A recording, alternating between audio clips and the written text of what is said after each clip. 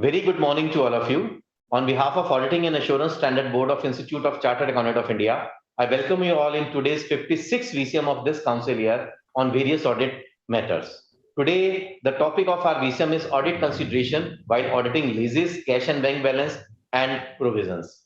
As we all know, we have covered so many line items of the fixed assets like property, plant and equipment, like intangible assets, loans and advances, and borrowings. So today is the third VCM in this series where we are going to cover leases, cash and bank balance, and provisions. So today we are having with us two eminent speakers, CA Amit Garg and CA Raghav Singhal ji. I welcome on behalf of both the speakers. Welcome Amit ji, welcome Raghav ji. Thank you. Thank you. Thank you so much. Before we start, it is my proud privilege to share with all of you the brief profile of Amit ji and Raghav ji.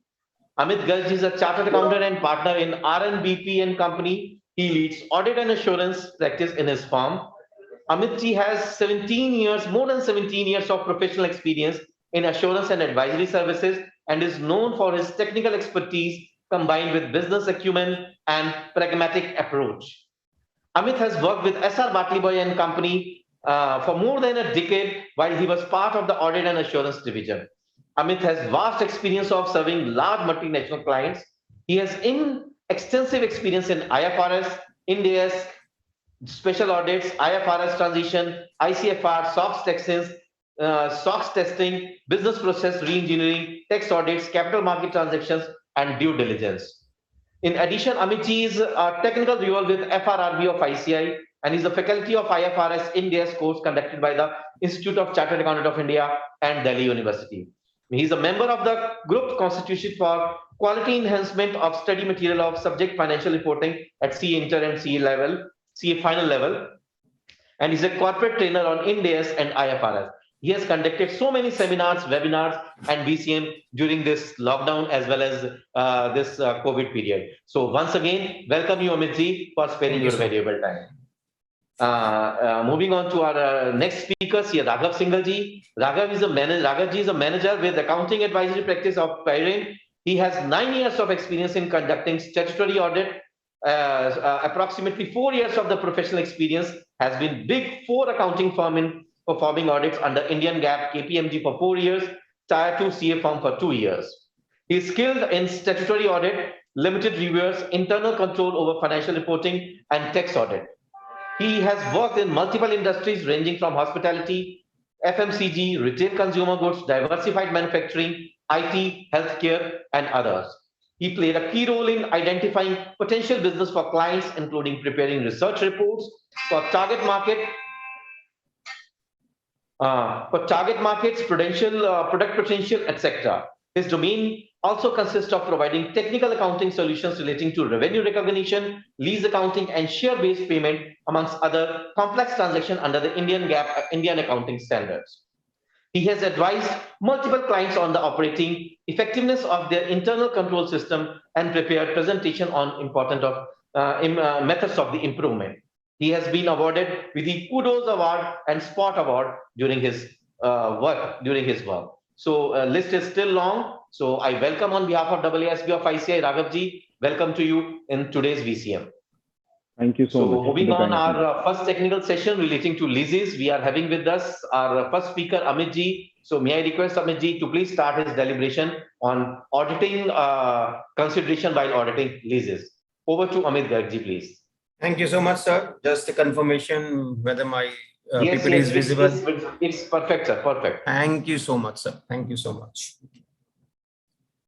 So, thank you everyone, and I congratulate and thanks AASB for conducting these sessions, because you will see a lot of sessions on GST, income taxes, IND AS, accounting standard, but very, very few on auditing standards or auditing consideration. So generally this is put on the back burner, but really it's a great movement that these kind of sessions are being conducted nowadays. And this is very, very important, considering that NAFRA is there, a lot of regulatory bodies there, and DC disciplinary committee and all. These are very, very active, considering a lot of scams and irregularities in the financial statements, as we see in day in, day out.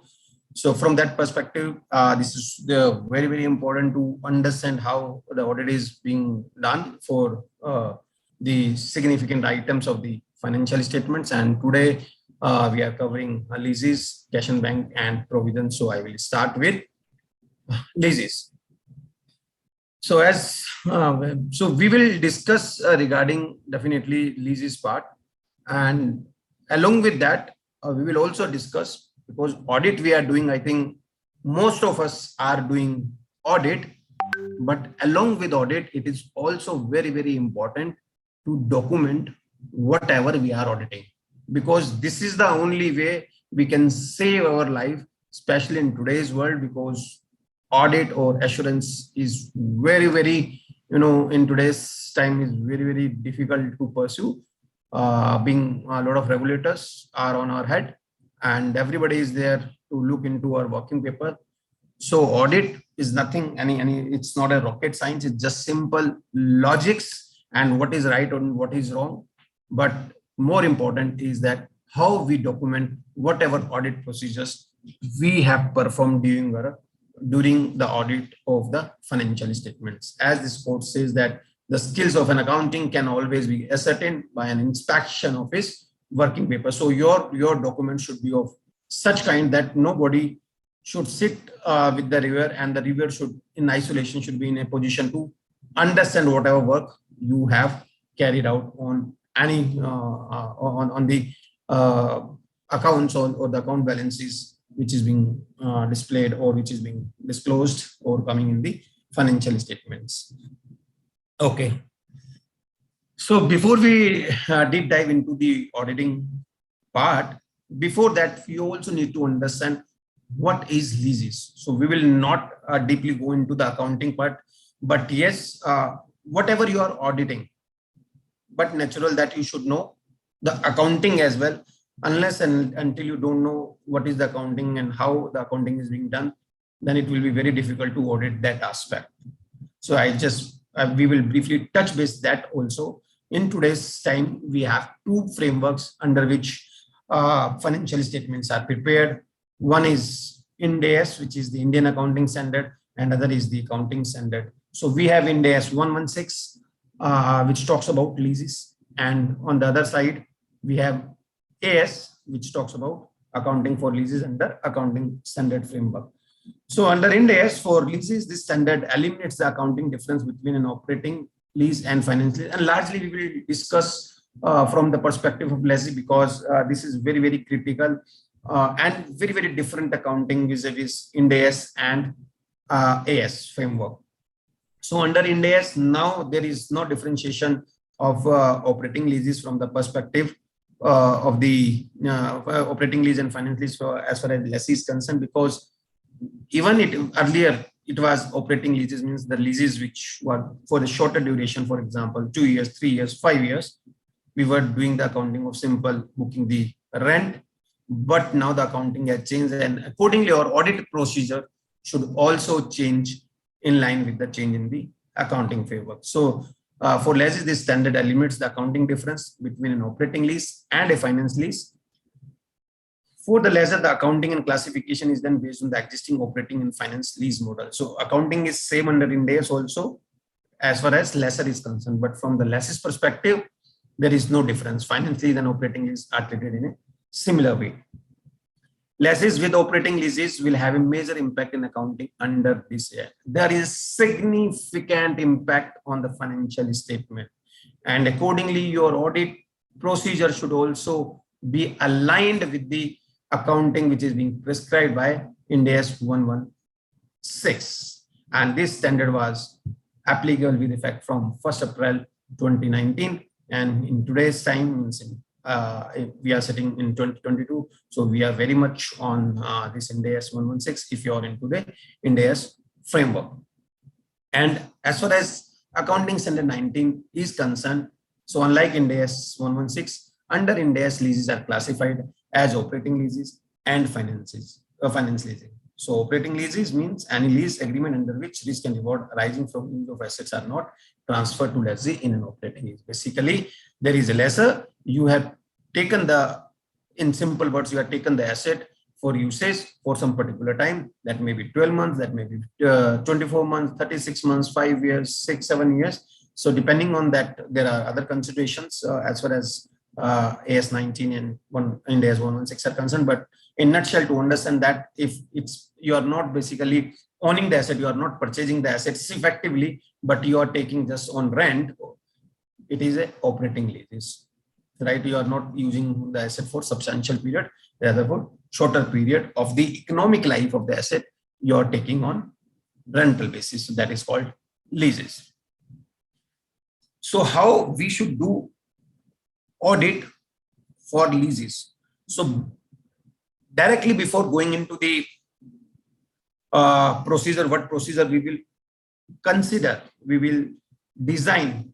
Before that, we also need to understand some of the auditing standards which talks about the risk assessment, and based on that we need to design our audit procedure. So there is a IND AS 330 which talks about auditors' responses to assess risk. So as per it, SA 30 standards, standard on auditing 330, an auditor shall determine the nature, timing, and extent of audit procedures based on risk assessment. So there are three words which are very, very critical, which is nature, timing, and extent. And we hear these words in day out during the audit phase. What do you mean by nature? Nature talks about the purpose of the audit procedure and the type of the procedure which you are going to perform. And some of the example as far as nature of the audit procedure is concerned, that may be inspection, observation, inquiry, confirmation, recalculation, reperformance, or analytical procedure. Just to touch base on these type of procedure, inspection, like if we talk about leases, we have to inspect the lease agreement. You obtain the agreement of the leases, read it, inspect it. This is called an inspection procedure. So you are inspecting, you are verifying the lease agreements. Observation. Observation means somebody else is performing the procedure and you are observing that. So maybe if I give you one example for property, plant and equipment, or inventory, somebody is verifying the existence of the asset, of the inventory or property, plant and equipment. You are observing that. So that is the observation. Inquiry, you are just inquiring from the management. Confirmation, that may be internal, external. So Mr. Raghav will also talk about confirmation, that is very, very relevant in case of cash and bank. So you may obtain direct confirmation from the banks. So that is a confirmation. Recalculation, very, very important, recalculation or reperformance from the perspective of leases as well. So how you have to do accounting, how the management, basically you means as a management, how the management is doing accounting. So they have performed, they have computed the, if we talk about IND AS 116, so they have to calculate the present value of the lease payments over the period of lease term. So how they have computed, how they have applied the rate. So in the spreadsheet, they have performed some calculation. So actually you are reperforming that. Whatever management has done, you are reperforming that procedure, that is called reperformance or recalculation. Or the other example is depreciation. So you yourself as an auditor is calculating the depreciation amount. So that is called reperformance recalculation. Or analytical means comparison with the previous year, comparison with respect to sales or any particular item of the financial statement, that may be the analytical procedure. There may be various kind of analytical procedures. So same time analysis, comparison with previous year, comparison with industry. So that is the analytical procedure. So I hope you understood what is the nature of the audit procedure. Now coming to the timing of the audit procedure. So I hope you are aware that a lot of companies are there which publishes their results in the month of April itself. We are closing in March. For example, if we talk about financial year 2021, year is ending on 31st March 2022, and they publish their results in the month of April itself. And size of the companies are huge. How they are doing, how it is possible that in 1 month or 15 days, the entire year audit of such a giant company or it's a large organization, audit can be performed. No, it cannot be. Rather, it's a continuous process, and they have done the interim audit. So timing means when you are going to perform the audit procedure. It may be at the year end or it may be at interim period. So generally, for large organization, auditor performs audit procedures at an interim date, maybe December, maybe Feb, maybe January, whatever their judgment is, how they are getting the comfort or how they appropriately they are getting the audit evidences. So that's within the purview of the auditor, how they have to design their audit procedure. So as far as timing is concerned, it is when you are going to perform your audit procedures. So basically, if we talk about nature is more or less on a qualitative aspects. Timing is when you are going to perform those procedure, and next is extent. Extent means how much audit you have to do, how much samples you have to select, at what threshold, what should be the threshold. So extent is related to the quantitative aspects, how much samples you want to verify to have the sufficient and appropriate audit evidences to give the opinion of the financial statements. So this is the extent, how many samples of a particular item you want to verify. That talks about extent. So nature, timing, extent is very, very important from the perspective of designing the auditing procedure. Whatever is the line item of the balance sheet, P&L, whatever is the item, so you have to consider all these things, that is nature, timing, extent, while designing your audit procedures. Now, let's talk about another standard, which is IND AS 315, which is identifying and assessing the risk of material misstatement through understanding the entity and its environment. So this assess says that there are certain assertions.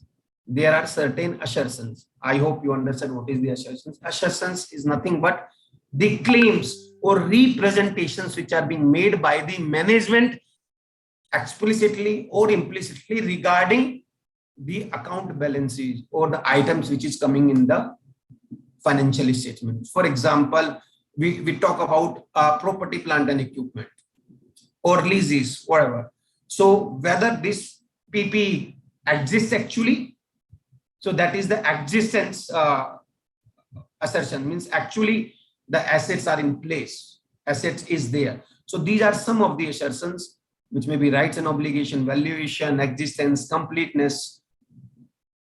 These are the claims which the management is making regarding the items which is coming in the financial statement. And as an auditor, you have to give your opinion that whatever is appearing, whether presentation or accounting or the amounts, whether this is fair enough, right? So whether the amounts which is appearing in the financial statements are appropriately disclosed, appropriately computed, appropriately recorded, on that aspects you have to give your opinion. So all these assertions you have to consider while designing your audit procedures, right? So this is SA 315. You can refer that while designing your audit procedures. Now let's come to the audit procedure, which I think you can consider as far as leases are concerned. First is inspect all the, and whatever we have discussed, whether it is assertions or it is nature, timing and extent, you may correlate all those things in these procedures also. This is being considered while designing the audit procedure. So first is inspect all the rent agreements or lease agreements for the purpose of identification of execution of an agreement in the name of lessee. First, very, very important. And as far as year 21-22 is concerned, again, it gives a lot of emphasis on this, because now your CARO, there is one clause on CARO which talks about whether the title deeds are in the name of the company. But as far as leases are concerned, you cannot have the title in your name, because you are not effectively you are not the owner of the asset which you are using. but you have to ensure as an auditor that the lease deeds are registered in the name of the company, and the management has to assess this. They have to disclose in the financial statements, but as an auditor, you have to disclose the same thing in your CARO report as well, whether the lease deeds are registered in the name of the company or not. I will show you the format also, and I have taken one big company annual report also, how all this disclosures, whatever we are discussing, how this is disclosed in the financial statements of the company. Second is short-term lease or long-term lease. Why it is important to know whether it is a short-term lease or long-term lease? If there are certain provisions in the IND AS 116 which gives you two exemption for applying all the detailed provisions of IND AS 116. One is the one exemption is the short-term leases. What short-term leases says? It says if your leases are of 12 months or less, you can skip the accounting of IND AS 116. Means computing or lease liability and ROU. You need not to do all that. So simply you can record it as an rent expense or lease expense in the statement of profit and loss. So from that perspective, it is important to know whether lease is short-term or long-term. So as an auditor, you need to read all those agreements, lease agreements, whether the management has done the appropriate accounting or not. If lease is for more than 12 months, but management has treated it as short-term lease, because a lot of judgment is also involved in that assessment, because there are other considerations like who has the renewal rights, whether there is a mutual understanding or mutual right to extend the lease term, or only lessor or the lessee has the right to extend the lease. If lessee have the right, sole right to extend the lease, then definitely at the time of assessment of short-term or long-term lease, it is very, very important to take into consideration whether the management is going to renew this lease or not. If management is sure and they have represented you that they will extend the lease, means at every 12 months or 11 months, they will extend because they have incurred a huge amount of, huge amount on improvements or leasehold improvements or other stuff. But management is sure that we are going to extend it, and then they can treat it as a long-term lease, and they can accordingly compute the right of use and lease liability. I will give you one example also, because until unless we don't understand the accounting, we cannot audit that part. So let's first understand the audit procedure. Then I will give you one example how basically accounting is done for lease, so that we can correlate that with our audit procedures as well. Second is the lock-in period. Very, very important lock-in period.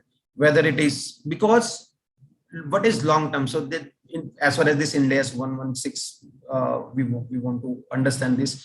Short term means if it's only a 12 months period, and there is a mutual, there is no lock-in period. So only 12 months is the period of the agreement. Then we can say it is a short term.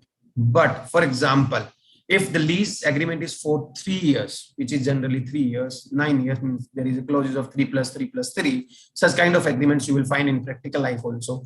So, but if this agreement is for 3 years, and agreement may be for 3 years, but you need to see whether there is a lock-in period of 3 years or not.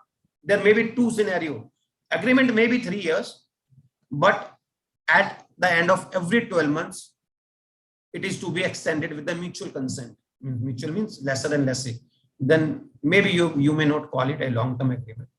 And accounting can be done for short-term lease. There are other aspects also, but primarily, yes, it seems that it may be a short-term lease.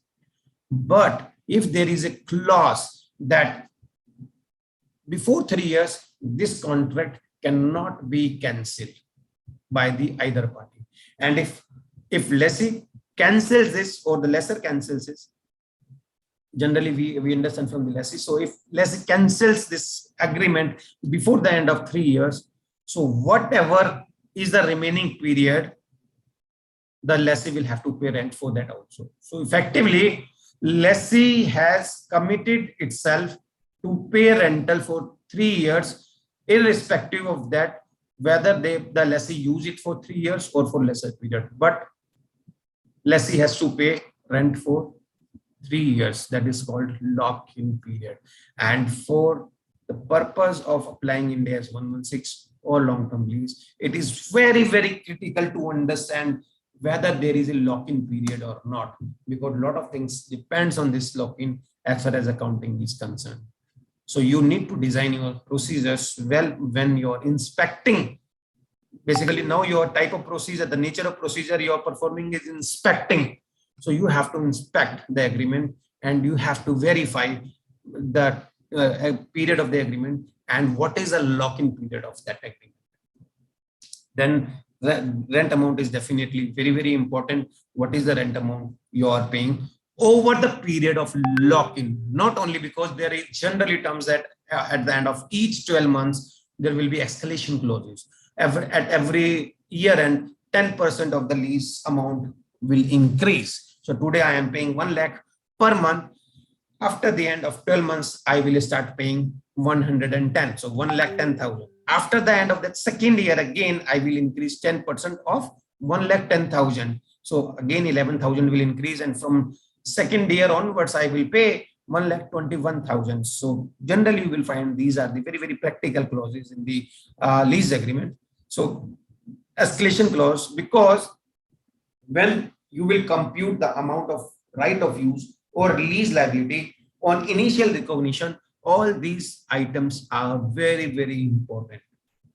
Then maintenance amount. So in most of the clauses, in most of the agreement, you may also have the maintenance clause.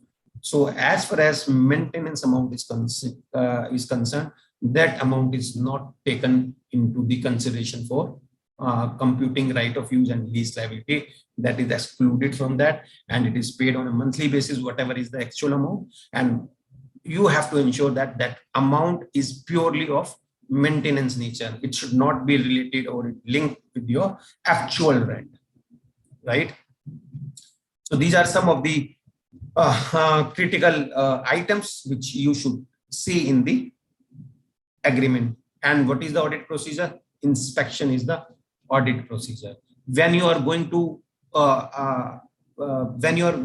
inspect the lease agreement, it depends on you. If size of the organization is small, you can do all these activities at the end of the year. If you talk about Reliance, Havells, Tata, means all big companies, so definitely you need to perform all these procedure at an interim date, which is earlier than the year-end date, because at the end of the year you will not have sufficient time to perform your procedure. That's why you need to perform all these procedures at an interim date. Okay. Okay. Now coming to the perform overall analytical review. What is overall analytical review? As we understood, analytical means you have to do some analysis. So analytical procedure may be of various types. That may be a same time analysis. Same time means you are performing, you are computing the percentage of that your lease expense with respect to sales or with respect to any particular item. And the other way may be what was the expense of the previous year, how much is the increase and decrease in the current period, and of the similar kind of company or similar size of company, if that information is available in the public domain, you can compare with the industry also. So that is called overall analytical procedure. Then we have inspect about the rate of interest used for the purpose of calculation of ROU and lease liability. ROU means right of use asset.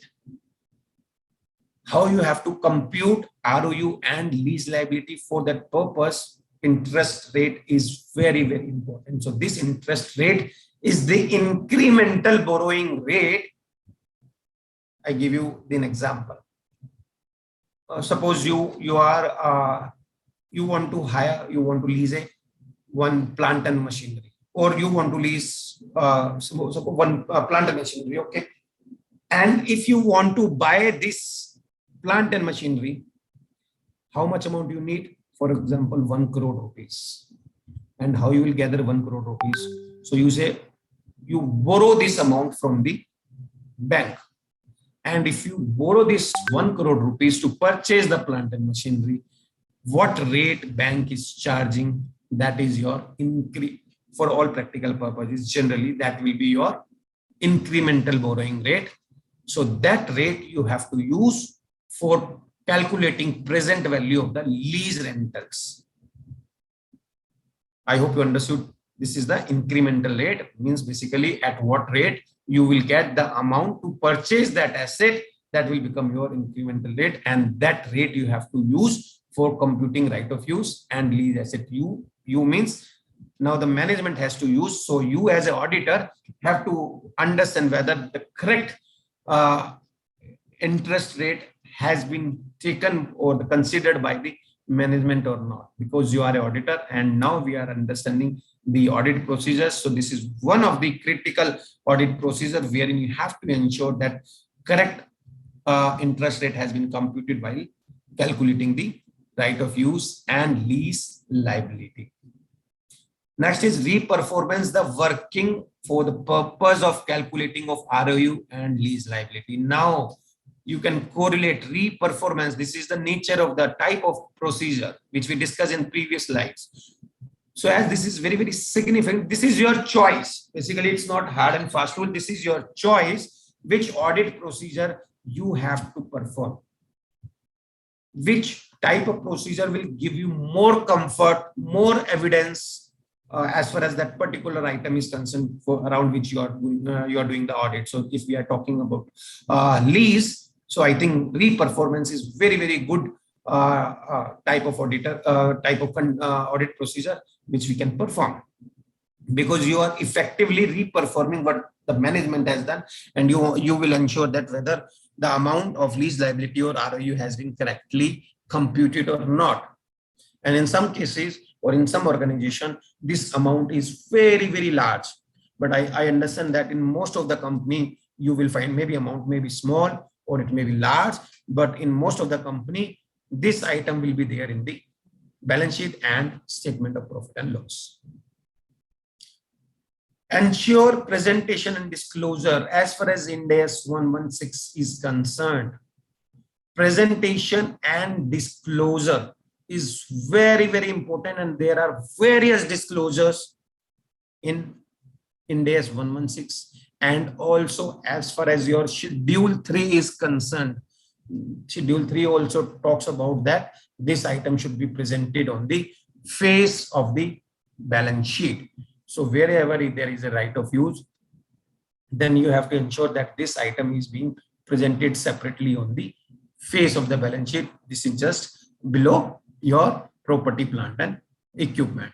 So that should come on the face of the balance sheet. And there are various other disclosures which IND AS 116 talks about to disclose in the financial statement. So this procedure you can further bifurcate. So these are not the hard and fast. These are not very, very specific. So you can modulate your procedure. So there are two types of procedure. First is called PSP, primary substantive procedure. Other is called OSP, other substantive procedure. So primary substantive procedures are the procedures which should at least be performed to have comfort on the particular item which you are auditing. Other OSP means other substantive procedures are the procedures which depends on the nature and size of the company which you are auditing. So please ensure all PSPs means all basic procedure. PSP means all basic procedures without which you cannot get comfort on that particular item, or if we talk about leases, without which you cannot get comfort on the lease. At least those procedures should be performed, and a lot of judgment is involved from the management side side and auditor side as well. From the management side, considering the renewal of the lease and maintain what is the whether it is a maintenance account. So to that aspect, means renewable part is very, very critical, whether the management will renew or not. So a lot of judgment is involved in that assessment. So you have to discuss, you have to perform inquiry procedures in that with the management, who is the process owner for that, whether this lease will be renewed or not. If the lessee has the sole right to renew the lease. So accordingly, you need to design those procedures around leases. So these are some of the procedures. This is not the exhaustive list. This is not the exhaustive list, but these are some basic procedures which you should ensure, because from financial year 21-22, a lot of new amendments have come into Schedule 3. I hope you must have taken sessions separately on that. So that has been conducted by ASSB already. So a lot of new amendments have come into, and whether you are going for revaluation model or all those aspects is to be considered. And if company has considered those revaluation model as well, so your audit procedures will change to that extent also. Now, understanding some definition, because until unless we don't understand this, it will be very, very difficult to design the audit procedures according to that. So lease is a contract or part of a contract which contains an identified asset. So there should be clearly identified assets. Right to control the use, means as a lessee, you should have the right to use the asset whatever way you want to use. So that right you should have.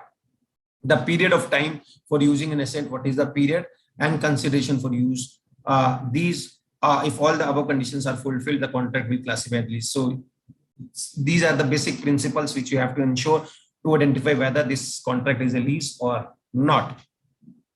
And then lease accounting. So at the initial recognition, you have to see whether it is a long-term or short-term lease agreement. If it is a short-term, so as we discussed, two exemptions. One is the short-term, means up to 12 months, or other is the low value. Low value as such is not defined in the standard, but yes, there is some basis for conclusion which generally IFRS issues, IASB issues. So that says $5,000, that is given somewhere in the basis for conclusion. So if the amount is for $5,000, you can consider, but this is not a hard and fast threshold that you have to consider.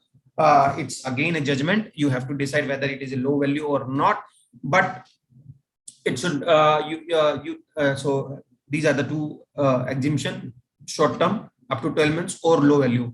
If any of these item or this attribute is there, then you can skip the accounting of IND AS 116.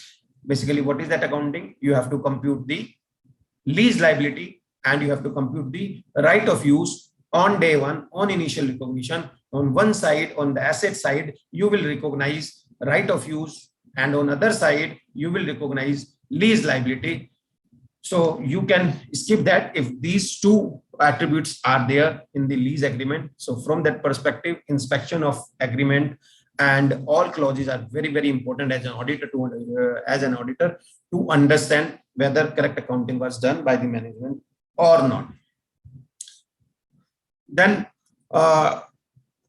what is the critical thing? Let's understand that is very, very important. With one example, what is the accounting which is prescribed? I'm not going into AS9 because that is very, very simple. If it's simple, if that's lease, you're not risk and reward is with the lesser only. You have to do simple accounting. You have to book rent for that. But in IND AS 116, if lease is for more than 12 months, or presuming this is not for low value, right? Exemption is not there. It's a high value item. It's long-term lease. What should be the accounting? So let's take an example: rent of building. You have taken a building on rent, and the rent of that is 10 lakh per year, and non-cancelable period is 3 years. Means before 3 years you cannot cancel the contract, and if you cancel, you will have to pay the rent up to 3 years. So complete rent you have to pay. The rate of interest is given, that is implicit rate of return. Means if you borrow the amount to purchase that asset, bank will charge, for example, 7%. That is the incremental borrowing rate. And depreciation is applied on SLM basis over the period of lease, meaning thereby period of lease is 3 years. So depreciation you have to provide over a period of 3 years, right?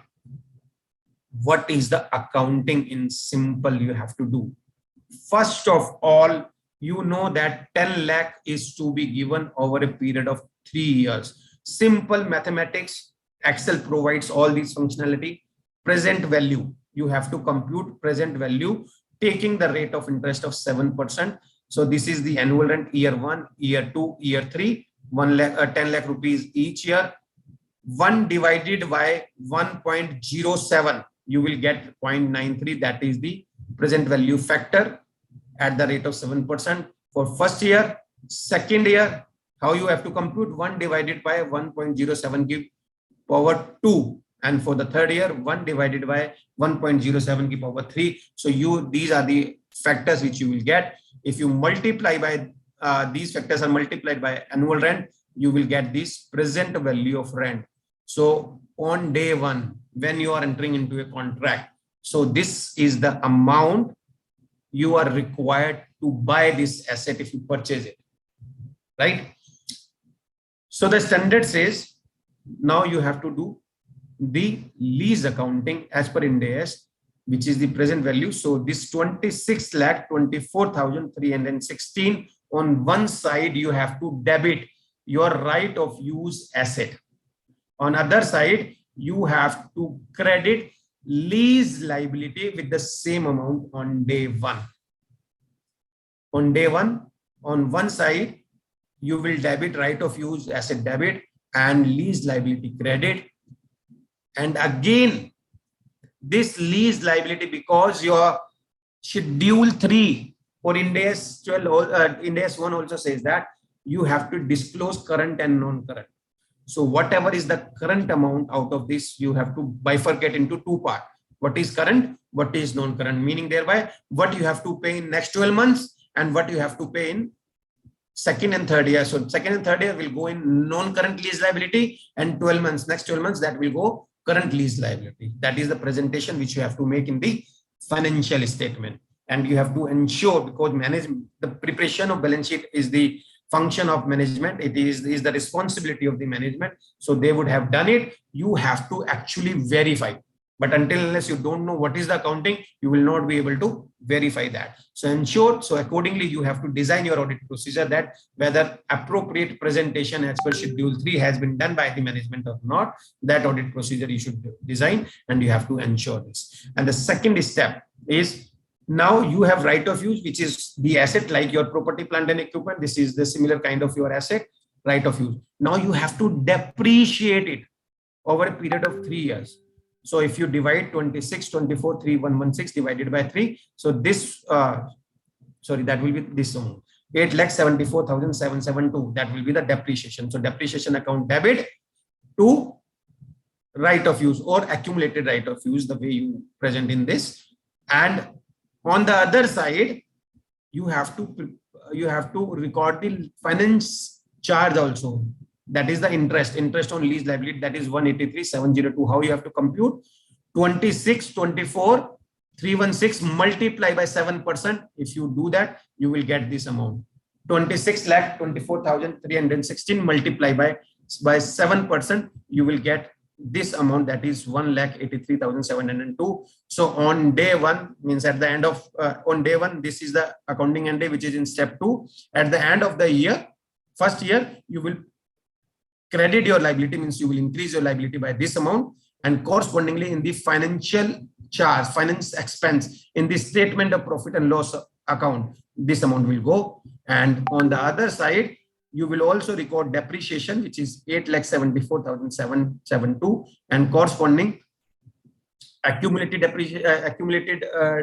amortization, because effectively this is not depreciation, this is called amortization. To accumulated amortization, that is 874,772. This is the second entry that you have to make. And these 2 entries, but the amount will change as far as interest liability is concerned, because now whatever is the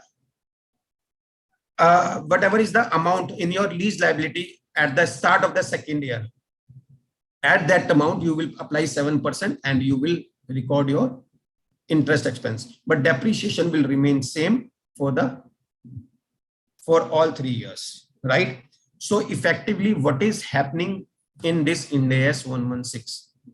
You have to pay 30 lakh rupees over a period of 3 years, because 1 million or 10 lakh is per year, 30 lakh for 3 years. But you are recording your lease liability at 26 lakh.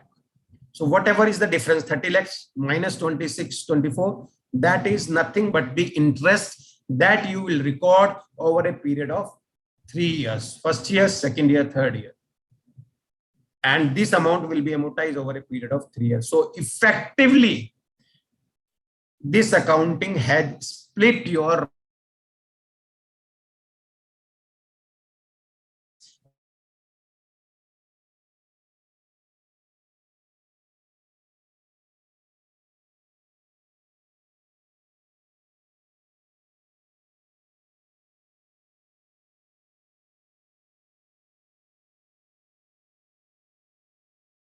so simple complete rent amount is booked in the statement of profit and loss.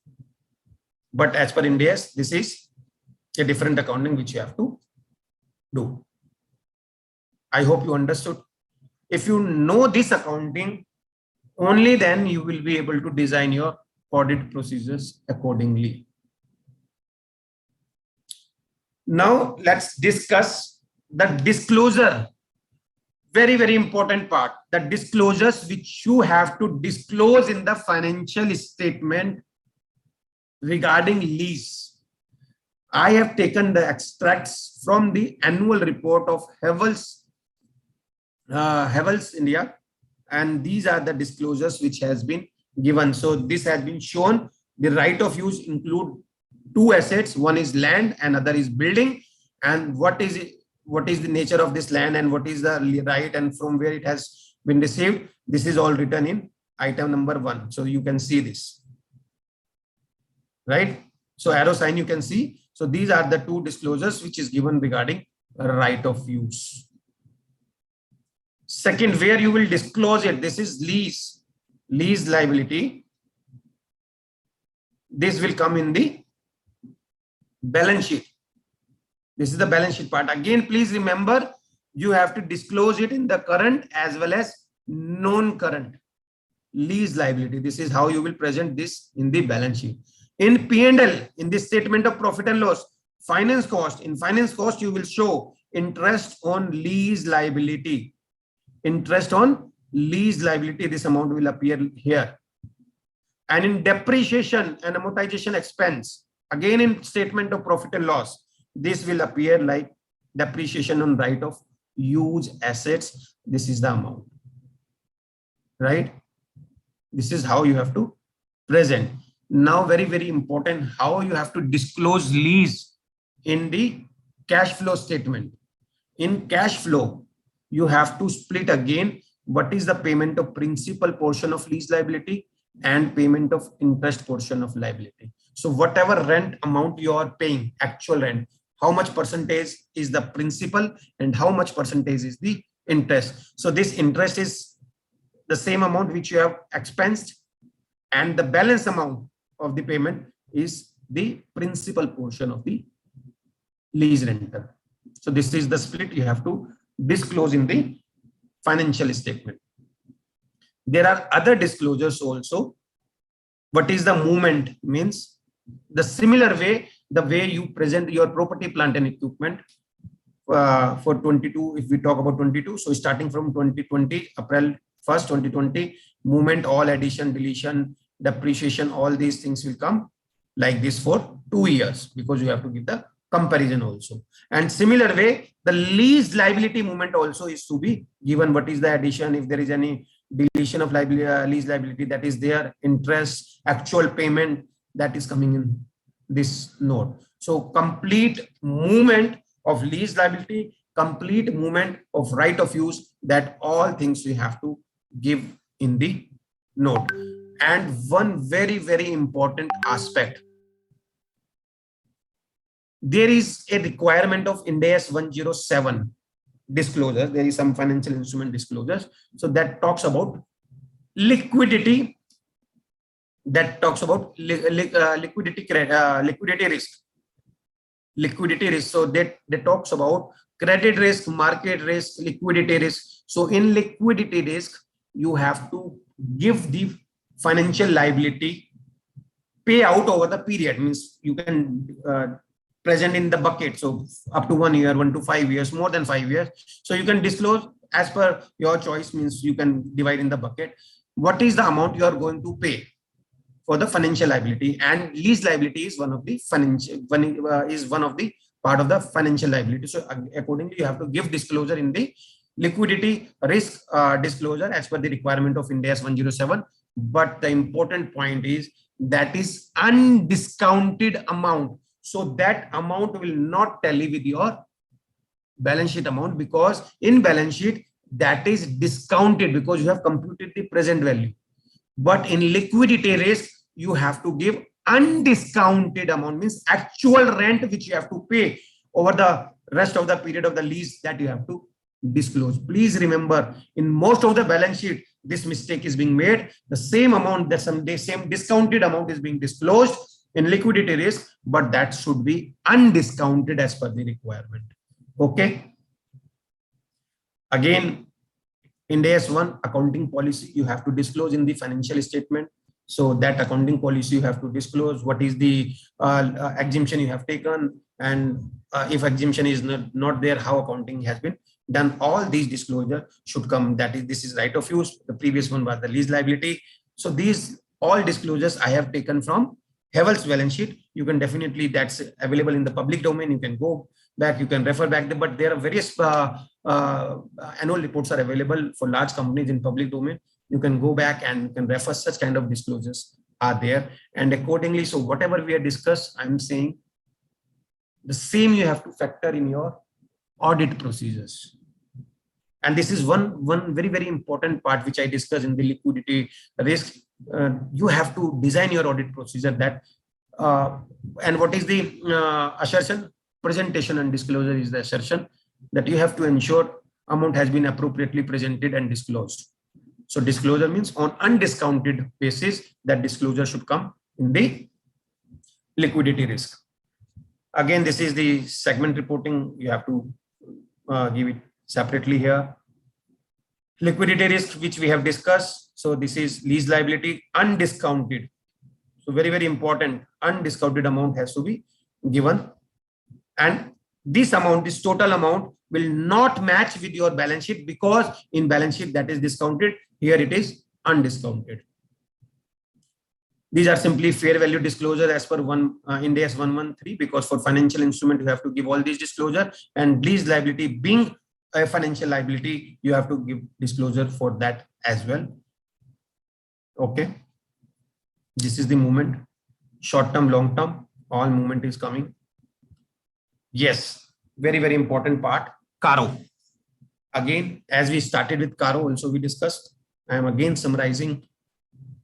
As per CARO requirement, you have to give whether the title deeds of the immovable property is in the name of the company. So maybe means this land and building immovable property, but you cannot be the owner because you are the lessee. So effectively, you have to check the agreement execution, whether the lease agreement is executed in your name or not. And this is the kind of disclosure which you have to give in CARO as an auditor, and similar kind of disclosure will come in the financial statement also by the management.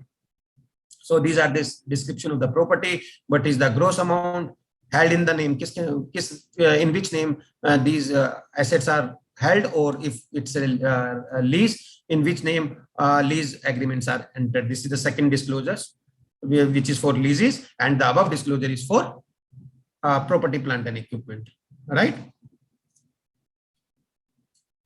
Yes, so we discussed a lot about the audit consideration, because we understood accounting as well as audit consideration. But again, it is very, very important, whatever audit procedures you are performing, whatever way you have determined your you have designed your audit procedure based on the assessed risk, whether it's high risk client, it is a low risk client, whether the lease is in a significant account and it involves a risk of material misstatement. All these kind of things have to be disclosed. Why you have to document? Is it mandatory? Whether the documentation is mandatory, yes, as per section 143 subsection 9, it is mandatory that every auditor shall comply with the auditing standards. So by the virtue of this provision in Companies Act, you are bound by this provision to comply with all auditing standards, right? So definitely you have to document whatever audit procedure you have performed, whatever conclusions you have reached based on the audit, based on verification of the evidences that should come in your, even the conclusion. You have written the audit procedure, you performed those audit procedure, but what is the conclusion, whether fairly stated or not, whether the evidences are sufficiently there or not, you are satisfied or not, all that should come in your working paper. So this is the SA 230, which talks about that. This is the responsibility of the auditor, which you have to document. So all your audit procedure, all your planning, everything has to be very, very robust. Why robust? Not only because the Companies Act is saying, but definitely it's there, but you have to save yourself. Work not documented, not done. And I have personally involved, I have personally seen some of the regulators. I got reviewed my files, and believe me, they read word by word what is written in auditing standard or essay, and they ask us how you have ensured that this has been done. And if that is written in your working paper, you are saved. Otherwise, audit profession is definitely very, very risky, no doubt, but risky for those who are not documented, who are not doing it properly. But if you are doing your work, your due diligently, there is nothing to worry about, and you document appropriately, you are safe. You are complying with your code of ethics, you are complying with your essay, you are complying with law, nothing to worry about. Thank you so much. If you have any question, definitely you can reach out to me anytime for your queries. Thank you so much for your valuable time. I hope I am on time. Thank you. Anilji, over to you.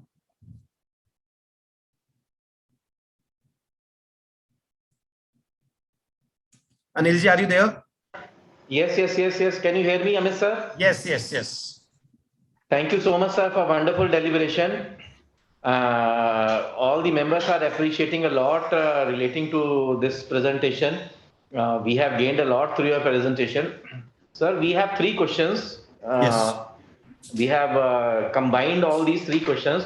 First question is relating to the, sir, what are the latest question you have just covered in your slide only. What are the various disclosures relating to the CARO, relating to this lease? So members are asking ki just in a gist, you may apprise them what major disclosures are required and what questions and what. CARO, we have discussed. I think that is again on your screen.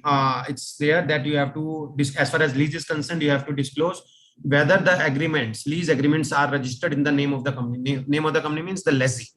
If answer is yes, you need not to give that disclosure. You say that all the agreements and everything is in the name of the company. But if not, what is not, you have to give this disclosure, right? The same disclosure will come in the financial statement also, because Schedule 3 requires that. So that will come from the management. But as an auditor, you have to give your CARO report. So accordingly, you have to disclose that part in CARO. As far as other disclosures are concerned, there is again the complete movement of ROU, lease liability, and how that is to be disclosed in cash flows. All that stuff is there. I will also share my presentation. I think the concerned person will upload it at the appropriate place. You can refer it back. But my advice is, there are a lot of annual reports, but nothing like that if you read IND AS 116, but very, very large. But still, if you want to have the glimpse, refer any big company annual report, you will get all these disclosures. And sir, one question relating to your expert advice relating to this, while verification of the fixed assets, what audit considerations are to be taken into mind? So basically, you have to obtain the complete list of the property, plant and equipment, right? You're talking about PPE, right? Yes. So you obtain the complete list of PPE and ensure before starting any work, whatever information you get, tally it with the balance sheet. If it is telling only, then start work. Otherwise, don't start your work. If it is telling with your fixed asset schedule or FAR, then you go to the at location as an auditor, you may perform the observation procedure rather than actually carrying out. The management has already carried out. If that process is going on, go and observe how this is being done, whether you're satisfied the way the physical verification is being done. So as an auditor, you can inbuilt that observation procedure in your audit. But if that has already been done, then definitely you have to take the audit report, whosoever, whether management can do it or the external party can do it. But as far as your title deeds are concerned, but as an auditor, you yourself has to verify those title deeds with whatever is appearing in the fixed asset register. So these considerations you have to look into it while verifying the PP. And sir, last question is, what about the Pagdi system, in which the rentals are not received, but you cannot evacuate the tenant as he is the owner of the apartment in the building? So if that's very, very informal, so if then whether there is a right, because IND AS talks about what is written legally. So Yes, whether yes. that is legal or not, I'm not aware about that. But if that is legal, so you have to assess whether, if you are paying that in Pagdi system, I think very, very nominal rent you must be paying to the lessor. So you please assess some period. Again, you discount that the way we have presented for 3 years. So whatever number you compute that right of use and lease liability accordingly for the period which you see that that is your asset. But if you are not doing anything and that is not legal, so you will not consider it. Then other procedures you have to see what is the legality of those agreements. Fine, sir. Thank you, sir. Thank you so much on behalf of AASB of ICI for sparing your valuable time on acceding to our request on a very shorter notice. Thank you so much. Thank you so much, sir. Thank you so much. So after this webinar, I will just share the PPT, Anilji, with you. So you Yes, sir. can Yes, sir. Kindly, sir. Thank you so Moving much. on, thank you, sir. Thank you so much. Moving on towards our next technical session relating to the audit considerations while auditing cash and bank balance and provisions. We already have with us our own chartered accountant from our chartered accountant fraternity, very learned speaker, CA Raghav Singhal. So without wasting much more time, I request Raghav ji to please enlighten all of us on various audit considerations while auditing cash and bank balance as well as the provisions. Over to Raghav ji, please. Yeah. Good morning to all the participants. Anilji, is my screen visible? Yes, sir. Yes, sir. Yes, sir. Fine. Okay. So let's start with the audit. So today's topic is cash and bank balances and provisions audit consideration. So I am starting with the cash and bank balances audit consideration. And as an auditor, the first thing that comes to our mind when we do an audit of cash and bank is that, okay, this is an important area, but then we tend to focus towards it probably when we have less time or not in a proper, we don't give it proper importance, be it at the executing time or be it at the reviewing time. And just because a cash and bank audit is easy does not mean that it is not important as an auditor. So I start with the importance of cash and bank balance transactions. So why is it important for an auditor to properly spend time, properly spend skepticism over cash and bank audit balances? The reason is because all business transactions are settled through cash and bank accounts. And cash and bank accounts are highly liquid assets of a company, which has a lot of movement in them, day in and day out, every hour, every 2 hours, the companies are making movements in these accounts. Cash and bank balances also form a significant part of companies' assets. There are a lot of companies like, for example, Reliance or for example, Mahindra and Mahindra, which have a cash and bank balance. Only the current portion I'm talking about of approximately 6,500 crores to 7,000 crores. So that is a huge balance. Now, if about 200 or 250 crores misappropriation happens, in terms of percentage terms, it's only about 2 to 3%. But the absolute number is huge. So that's why it is very important for an auditor to place equal reliance on audit of cash and bank balances. There are a lot of inherent risks also associated with the cash and bank balances, like misappropriation and misapplication of funds. And as general people, as auditors, as CAs, we've seen in the recent past, a lot of frauds have happened through these accounts. Specifically, let's say Satyam. Satyam fraud was inflation of FDs, inflation of cash and bank balances.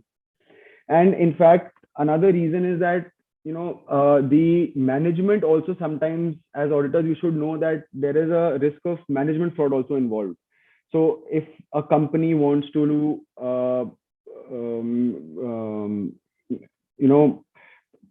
get lenders on board or probably investors on board, and to present a very strong balance sheet, they have to have a very strong cash and bank balance and strong reserves.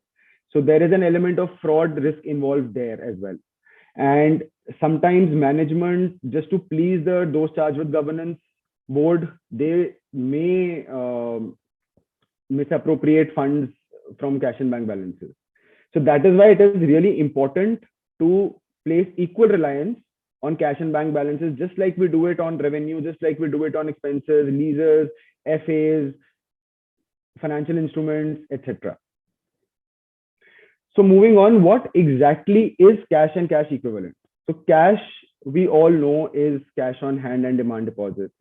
But what is cash equivalent? So cash equivalent are items, instruments that are equivalent to cash. So these are short-term, very short-term, highly liquid investments that are readily convertible into known amounts of cash. So if today, as a company, I want to have cash, but I do not have cash on hand. So if there is an instrument which I can convert it into cash, that will be classified as a cash and cash equivalent. And a very important part of cash and cash equivalence is also that the cash equivalent should be subject to an insignificant risk of change in value, right? So insignificant means that in a short span of time, there is not much movement in the value of the cash equivalent. So as per definition, if you see, it says highly liquid investments, but then a question can come up that even equity shares are highly, readily convertible into known amounts of cash, and they're highly liquid investments.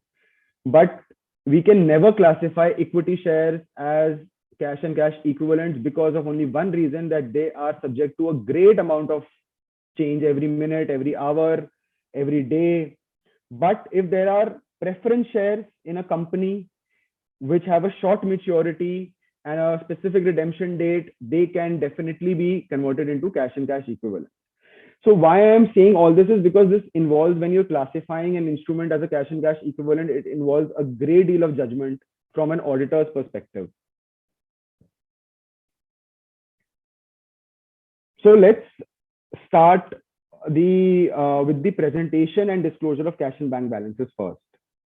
As per Schedule 3, so let me start by saying that cash and bank balances are classified as financial assets as per IND AS 32.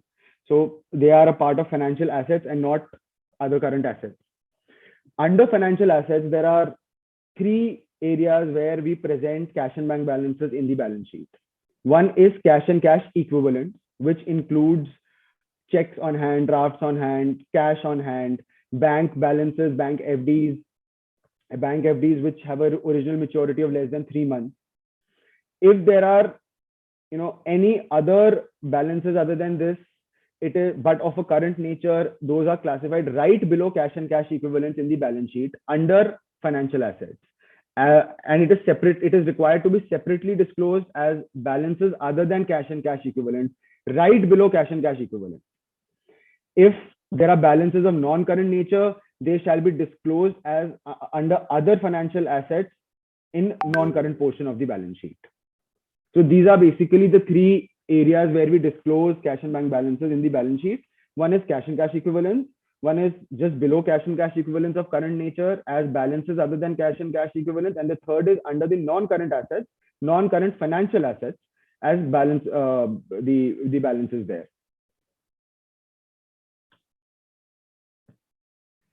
Another important aspect of cash and bank balance presentation and disclosure is that the Schedule 3 states that if there are balance in bank accounts which are earmarked for some specific purpose, let's say unpaid dividend, if there is a company which had to pay dividend, but some people have not claimed that dividend, or there is not a proper address or the bank account to send checks or money, then that money is an earmarked balance with banks.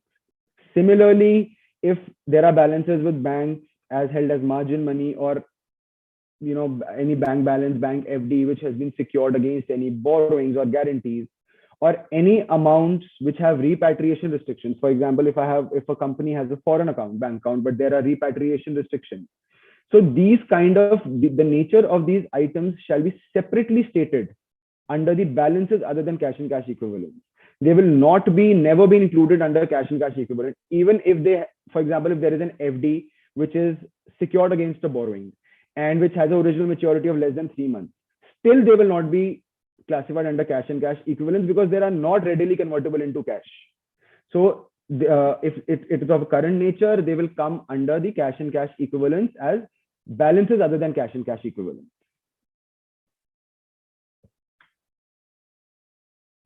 Okay. Another important aspect, classification of bank deposit and balance sheet. So as auditors, we have been doing engagements, we have been doing a lot of audits where we have seen that generally we struggle with where to classify the bank deposits in the balance sheets in terms of maturity. So that's why I've included this specific slide to bring some clarity. So if there are bank deposits which have original maturity from less than 3 months and are without restrictions, like we discussed in the previous slide, if there are any restrictions on bank deposits, they will be classified under bank balance other than cash and cash equivalents. So if there is an FD with an original maturity of less than 3 months and without restrictions, then only it will be classified under cash and cash equivalents under current financial assets. If the original maturity is more than 3 months, but less than 12 months and is without restrictions, so it will be classified under bank balance other than cash and cash equivalents. If the original maturity is up to 12 months with restrictions, if there is restrictions, but irrespective of the original maturity up to 12 months, it will again be classified under bank balances other than cash and cash equivalents.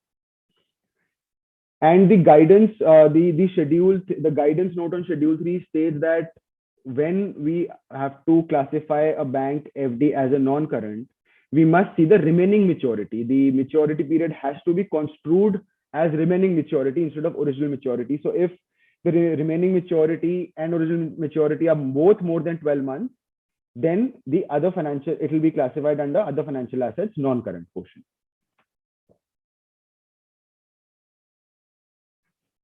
Okay, so this is another very important aspect with regards to presentation of bank overdraft. So we see that when we're auditing, when we receive the client schedules for borrowings, there are a lot of loans in the nature of cash credits, working capital demand loans, or any other short-term loans which have a daily movement in terms of balances.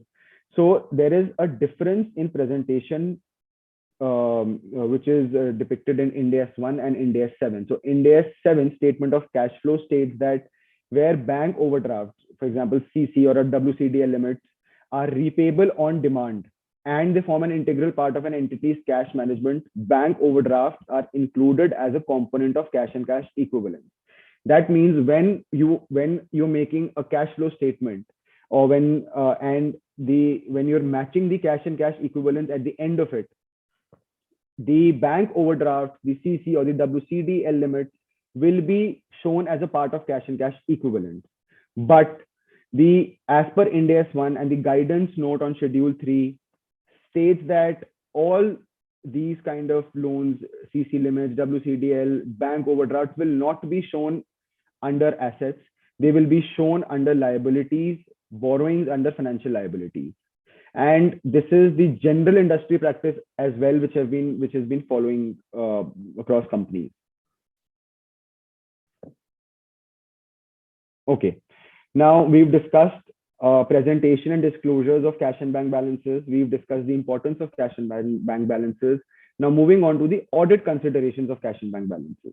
So when we say we are auditing an account, what do you mean by that? You start with risk assessment procedures, like C. Amit Garg also mentioned, that you start with the understanding of entity and its environment. You start with risk assessment procedures. You start with doing process walkthroughs and control walkthroughs. Then you identify certain what could go wrong in that account. Then you ask for controls against those what could go wrong from the entities. Then you test those controls and so on and so forth. So starting with the audit considerations, when an auditor is doing a risk of material, the assessment of risk of material misstatement while doing a process or a control walkthrough, these are some of the what could go wrongs that are prevalent across all entities. Like cash disbursements are not recorded, or cash disbursements or receipts are recorded but in the wrong period, or cash disbursements are made to fictitious vendors. There are no real vendors, but a company is disbursing cash or showing payments to those kind of vendors. A duplicate postings of cash disbursement receipts are made to the general ledger if there is no proper control. This is a very big risk which we've seen a lot of times. Cash receipts are not, they are received by the entity but are not deposited in the bank accounts. Or cash disbursement or receipts are not properly authorized as per the authorization matrix of the entity. A bank account, they have been opened or closed without following the company policy and approval process. Or change in any authorized signatory may be done without the board approval. So these are some of the when we talk about cash and bank balances, we generally think like what can be the risk there, or it's generally non-important account. But once we go through these common risks, we realize that these are very important risks that need to be attended to from an auditor's point of view.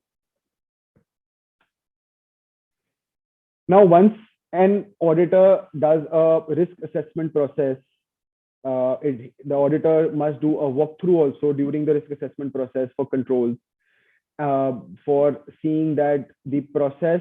And what is a walkthrough is that an auditor must run through the process from start to end to understand that the process in that entity is being followed properly, with all the controls at various places are being followed properly.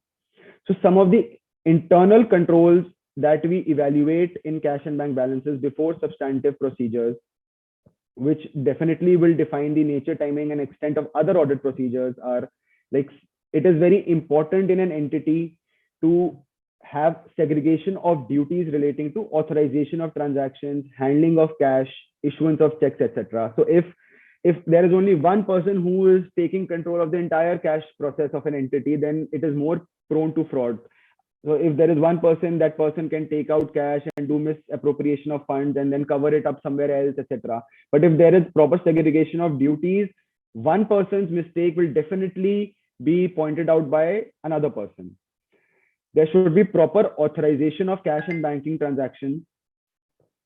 Daily recording of cash transactions should be there in an entity. There should be safeguards such as crossing of checks and pre-printed checks, basically. So one instance that I remember is when I was auditing and doing a check cutoff procedure, which we will come later on to do when we are addressing the audit procedures regarding completeness. So when I was doing a check cutoff procedure, the management provided us the last 10, 15 checks, but they were not in a sequential order. There were some checks missing in between, and the reason why we were able to point that out was because the checks were numbered. Similarly, in case when there are when in large entities there is a process of cash disbursement, how it happens is that when there are different departments involved. So if some department needs cash, they raise a request in a form. Then that request goes to the cashier for proper authorizations, etc. And then it goes to the disbursement person, and then the disbursement person disburses the cash, etc. So all those forms, all documents that the entity is using should be numbered, so that as an auditor, you are able to form a proper audit trail, form a proper sequence in that. Periodic reconciliation of bank balances should be there. Reconciliation of cash on hand with book balance on a daily basis is also an important control. Safe custody of cash, checkbooks are very important, so that nobody has an access to the cash or the checkbooks. Because sometimes entities, I have seen entities when I'm auditing them, there are a lot of pre-signed checks that are kept with the cashier. So if somebody has an access to those pre-signed checks, then definitely a fraud can happen. Another important control is cash insurance.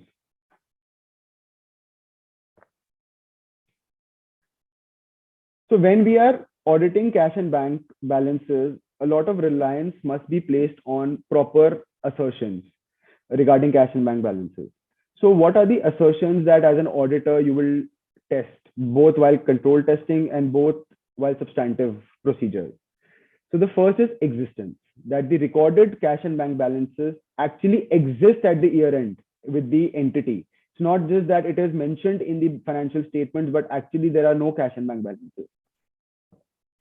Rights and obligations, that the recorded cash and bank balances represent the assets of the entity, that the entity has control over those cash and bank balances, and it is not restricted. It is not somebody else's cash and bank balances that the entity is reporting in its own. It is not its subsidiaries cash and bank balances except for consolidation.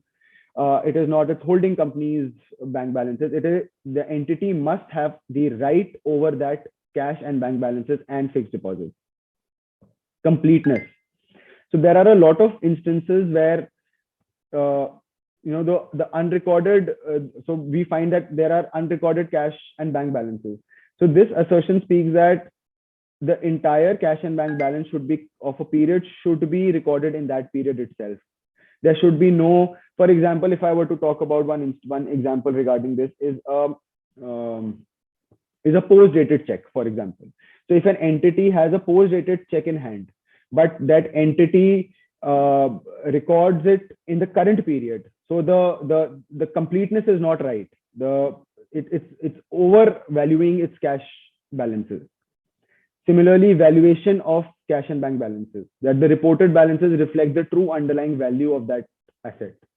And the last is presentation and disclosure, that appropriate disclosures have been made in the financial statements regarding cash and bank balance.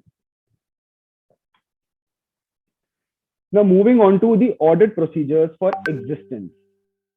So what are the audit procedures that an auditor can do or is already doing or must do while testing the existence of cash and bank? The first and the most important is a direct confirmation from bank balances from financial institutions. Now, a very important point to note here is the word direct.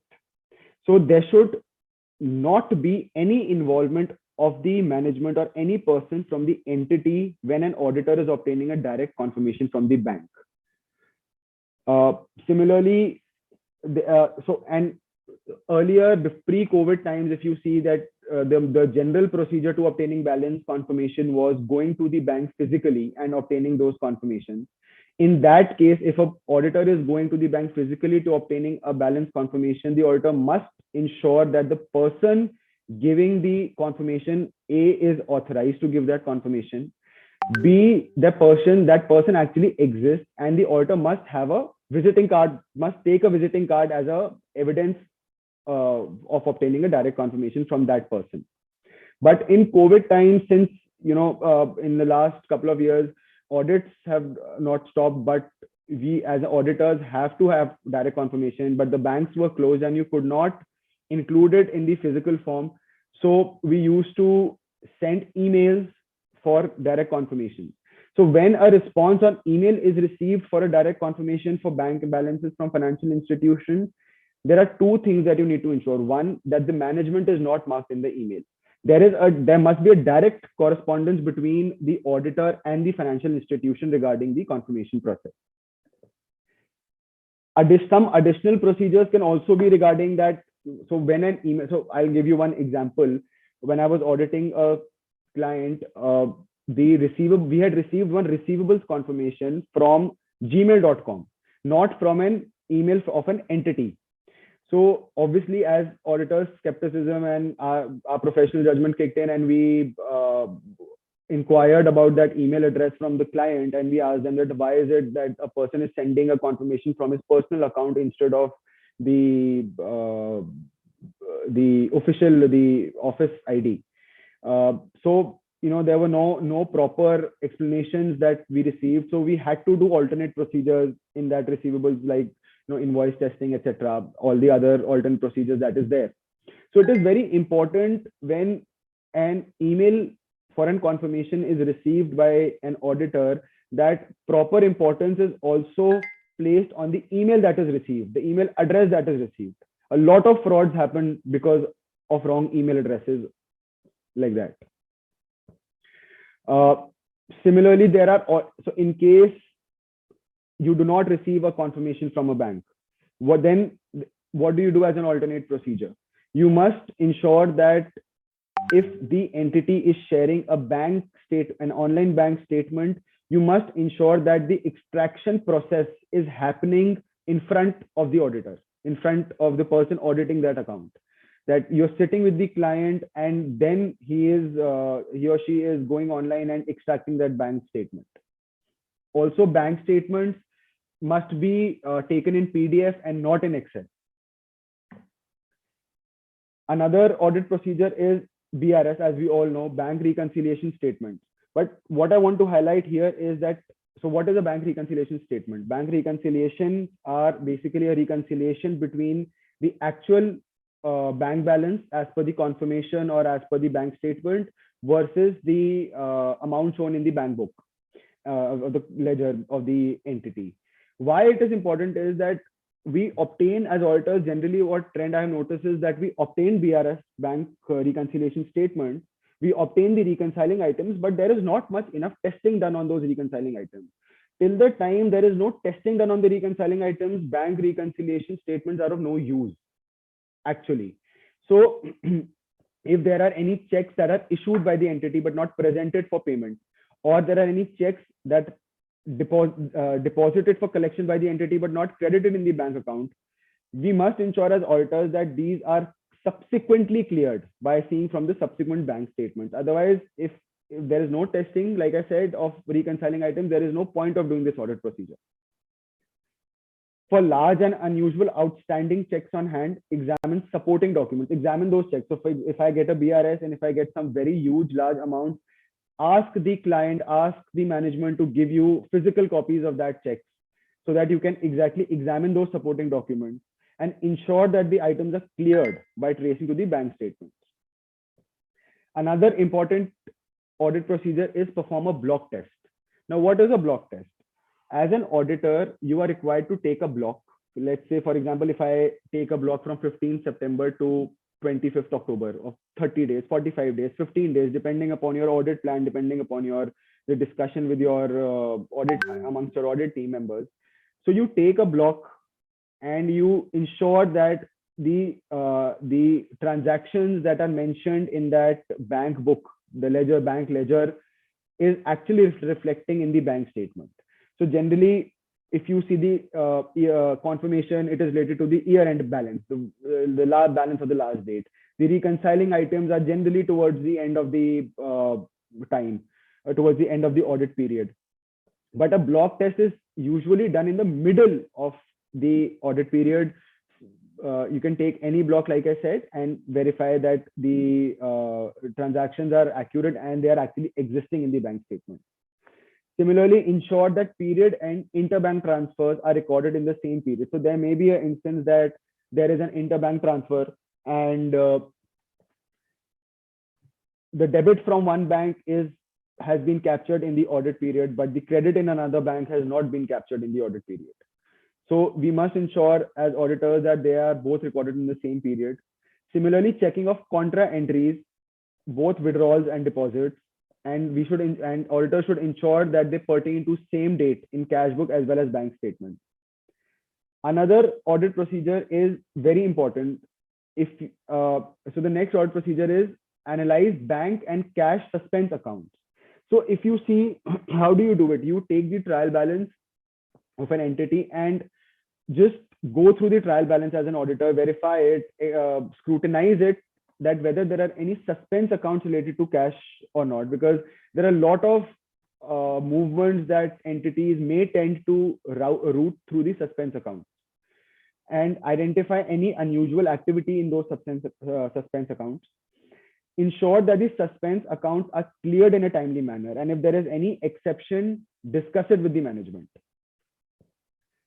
For cash in hand, perform cash counts based on locations, larger balances, and balances that are integral to an operations. Of if the entity is a small entity, then obviously 100% would be insured. But for an entity like Reliance, for example, there are numerous locations, there are n number of places where cash is kept. So on materiality basis, an auditor should discuss amongst the audit team and ensure that that material locations, larger balances are covered. In case the balances are, in case the entity is actually maintaining very large balances of cash, then surprise cash verification should be done during the year for unduly large cash balances. Because during the period end, the management may reconcile the cash on hand with the cash on books, etc. But if you're doing a surprise check, that will catch management by surprise.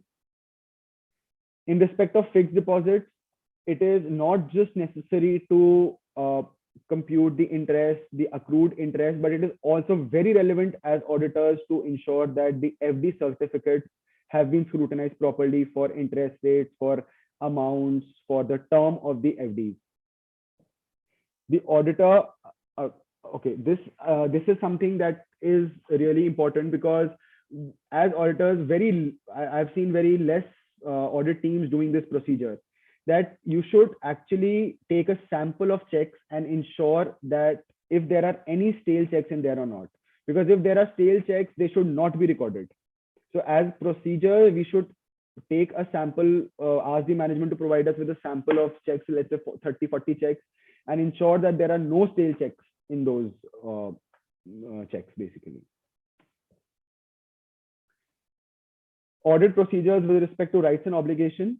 So we must obtain arrangements with financial institutions that if whether there are any cash restrictions or written guarantees that the management has provided. We should scrutinize the board minutes to identify any arrangements and check for all unidentified arrangements whether the same has been correctly disclosed in the financial statements, like we discussed in the first couple of slides, that if there are restricted cash, we cannot put it in cash and cash equivalent. So we have to ensure that they are correctly disclosed in the financial statements. Completeness. How should obtain list of all bank accounts and tally it with the general ledgers. Ensure that all the accounts that have opened and closed during the year and verify them from the board minutes, that the board has authorized the opening and closing. And you must also verify the proper authorization as per the authorization matrix for the opening and closing of bank accounts. Okay, audit procedures with respect to some valuation and other presentation and disclosures. So determine that the information requiring separate disclosures have been disclosed separately and documented. Like I said, all earmarked balances, restricted balances, etc., should be separately presented in the balance sheet. And restatement of foreign currency bank accounts designated in foreign currencies on reporting date should be properly valued as per the closing rate of that respective functional currency.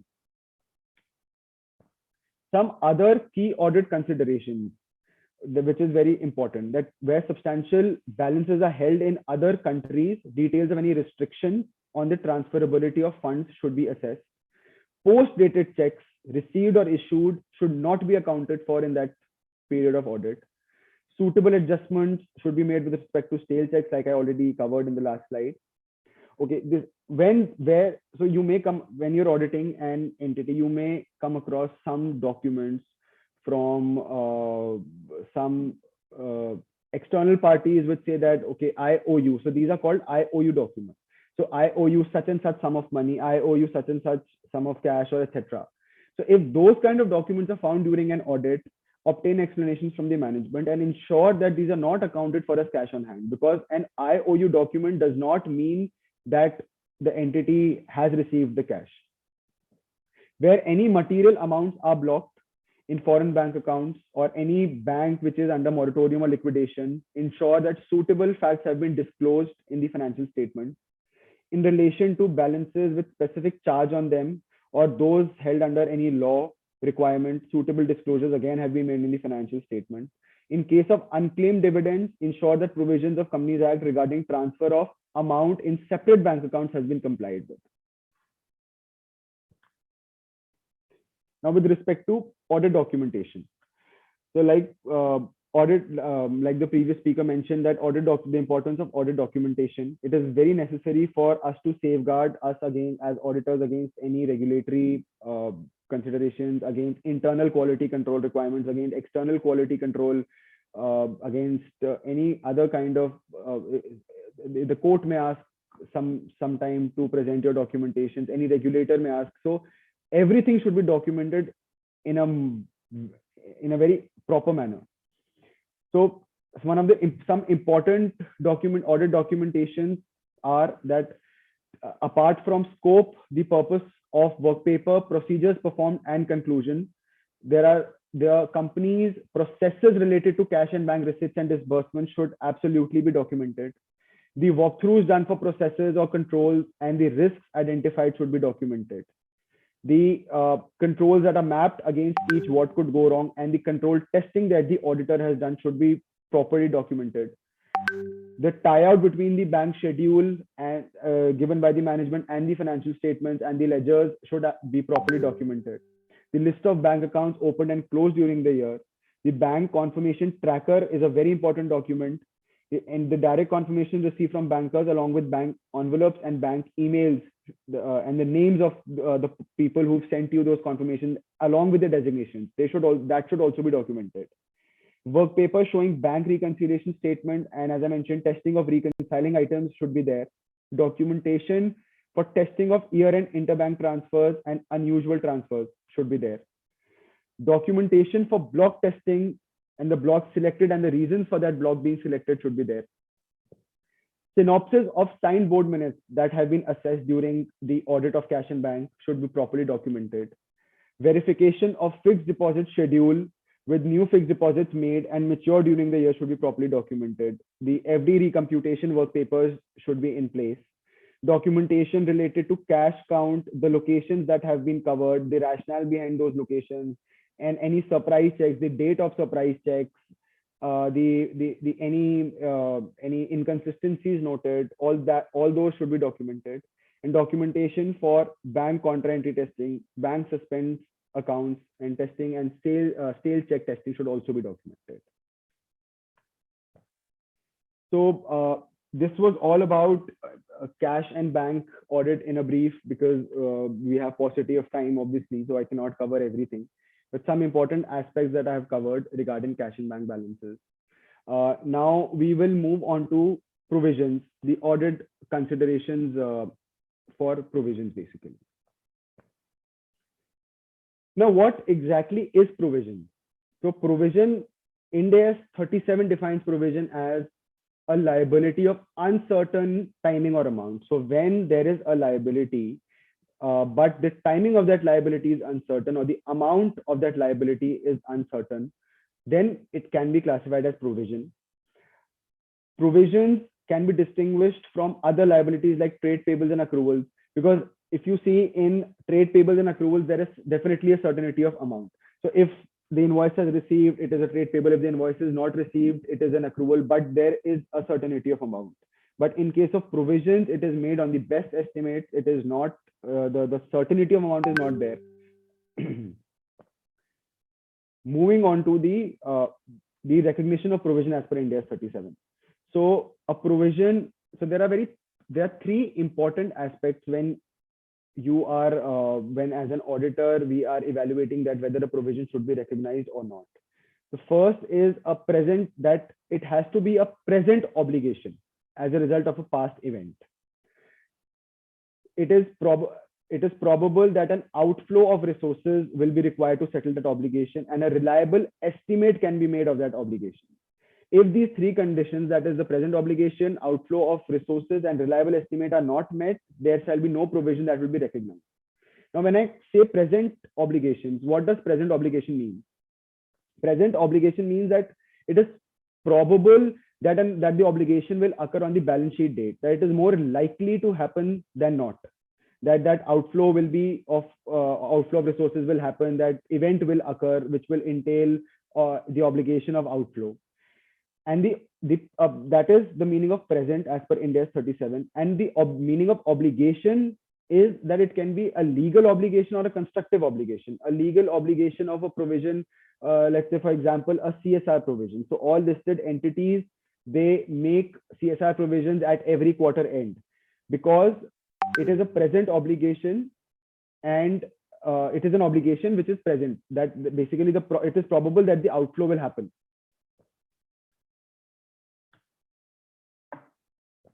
Similarly, some example, okay, so there is a lot of confusion between present obligation and past event. What does exactly mean? So I've included some examples for better explanation.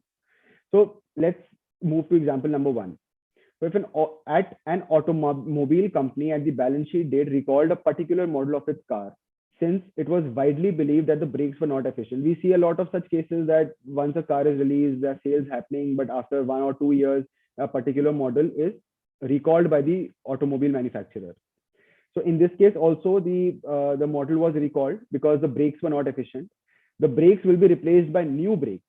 So in this case, the estimated cost of new brakes will be provided for in the financial statements, since there is a present obligation at the balance sheet date of replacing the old brakes arising out of a past event, that was a sale of the car, in respect of which it is probable that there will be outflow of resources. Similarly, second example, at financial year end, there were certain wage agreements that were not finalized for the last 3 years with the labor. In this case, the liability for differential wage shall be provided for as per management's best estimates, since it is definitive present obligation that it is going to occur arising out of a past event, that is the services rendered. So obviously, there will be some stage that the wage agreements will be finalized, and that differential wage will the entity, the company will have to pay those differential wages. So because of a past event, which was the services, and there is a present obligation, that there's a probable future outflow that will happen. Moving on to example 3, a company is in the oil industry and causes contamination, but does not clean up, as there is no legislation requiring cleaning up. Like we mentioned that, okay, at 31st March, it is certain that a law requiring cleaning up is about to be introduced retrospectively. So there is a company in the oil industry which is working and causing contamination, but it is not cleaning up its mess because there is no law required. But at financial year end, it is certain, it is virtually certain that a law is coming up regarding the cleaning up, which is retrospectively. In this case, the provision for cleanup shall be recognized because there is a present obligation arising out of a past event, that is contamination. So I hope present obligation and past event, I've been able to explain the difference between the link between the present obligation and the past event. Now, this is a diagram which basically depicts that as the certainty of timing or amount increases from remote to certain, the recognition criteria in the financial statements also changes. So if there is a remote possibility, nothing has to be done. Then slowly and gradually contingent liability will be made. Then provisions that we are discussing. Then there are, if it is more certainty of timing and amount, and approvals, and if there is invoices received, then definitely payable will be recorded. Measurement of provisions. So when we are measuring provisions, what does an auditor need to take care of? So there are a lot of other things also mentioned in the relevant accounting standard, but I have taken only these 4 things. One is that the provision has to be made on the best estimate, that the amount recognized shall be the best estimate of the outflow, where the effect of the time value of money is material. The amount of provision shall be the present value of expenditures expected to be required to settle the obligation. So if there is an obligation that is probably that has to occur for, let's say, next 5 years or after 5 years, so today the auditor must ensure that it is recorded in the financial statement at its present value, because it is the time value of money is material in this case. Similarly, expected disposal of assets, that gains from any expected disposal of assets shall not be considered in measuring a provision, and reimbursement. So where a provision is expected to be reimbursed by another party. So if the management has made a provision in the books of accounts, but that provision is expected to be reimbursed by another party, the reimbursement shall be treated as a separate asset when it is virtually certain that the reimbursement the entity will receive that reimbursement when that event will occur of possible outflow. So it will be treated as a separate asset. It will not be netted off. The amount recognized for the reimbursement cannot exceed the amount of provision, obviously. Okay, an example of a best estimate. So an entity sells goods with warranty with customers that are covered for cost of repairs of any manufacturing defects that become apparent within the first 6 months after purchase.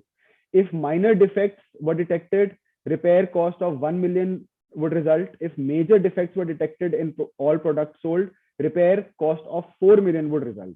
The entity's past experience and future expectations indicate that for the coming year, 75% of the goods sold will have no defects, 20% of the goods sold will have minor defects, and 5% of the goods sold will have major defects.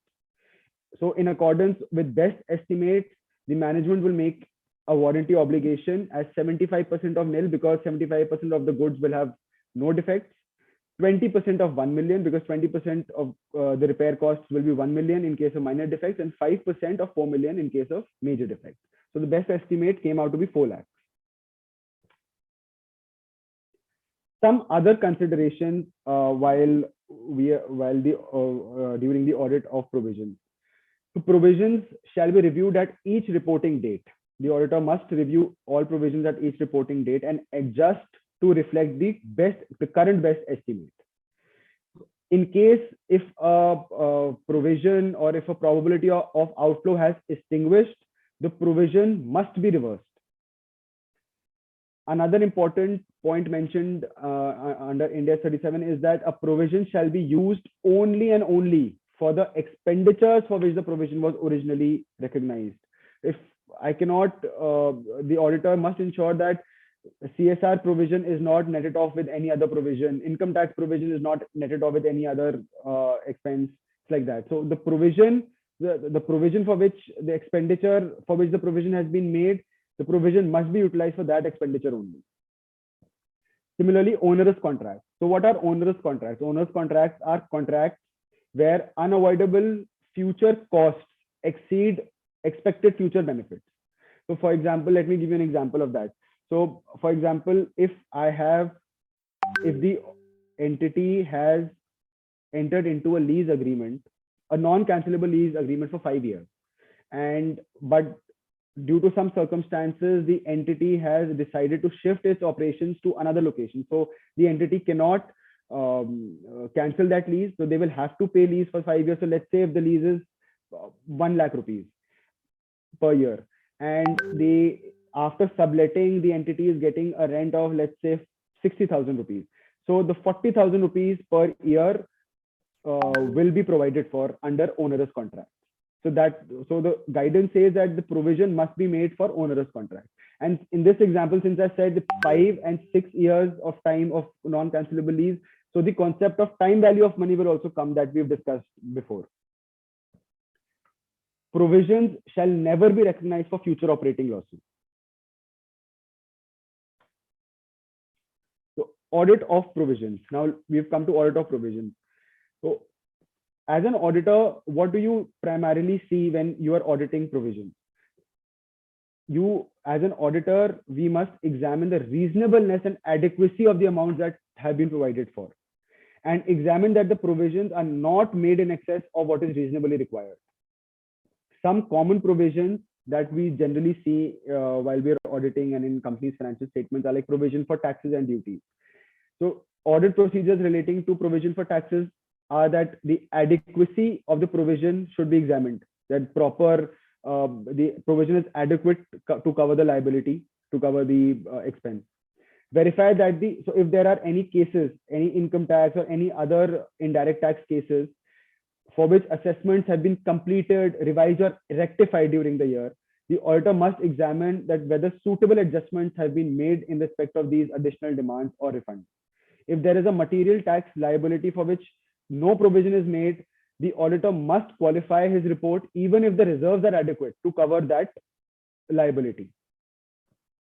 If the entity disputes its liability in regards to demands raised. So this is a very common point that as an auditor we come across when we are auditing large entities, that as auditors, we are suggesting that there should be a provision for some tax, but the entity is disputing that fact that there is no demand or there is no evidence regarding this.